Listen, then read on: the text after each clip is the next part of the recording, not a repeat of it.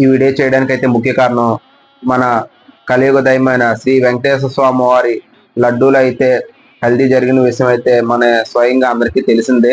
స్వయంగా మన శ్రీ గౌరవనీయులైన శ్రీ నారా చంద్రబాబు నాయుడు గారు అయితే మనకి ప్రూఫ్తో సహా అయితే చూపించడం అయితే జరిగింది.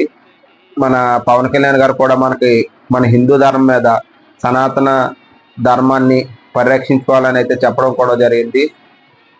కేంద్రం నుండి కూడా విచారణ అయితే జరపాలనేసి అయితే కోరారు. ఫిష్ ఆయిల్ అంటే ఏమిటి అయితే వీడియోలో అయితే మీకు చూపిస్తాను. ఈ ఆయిల్ అన్నది మనకి ఆవు కొవ్వు నుండి, మనకి ఆవు కొవ్వు, పేగులు, పంది కొవ్వు, పంది పేగులు, చేప, మొత్తం ఈ వేస్టేజ్ అంతా మనకు మిషనరీ ద్వారా వేసేసి మనకి ఆ మిషనరీ ద్వారా వచ్చే ఆయిల్ని అయితే తీస్తారు. ఇదే విధంగా తీస్తారు. చూసారు కదా ఈ విధంగా కల్తీ ఎలా చేస్తున్నారో అన్నది నేను వీడియోలో అయితే చూపించాను.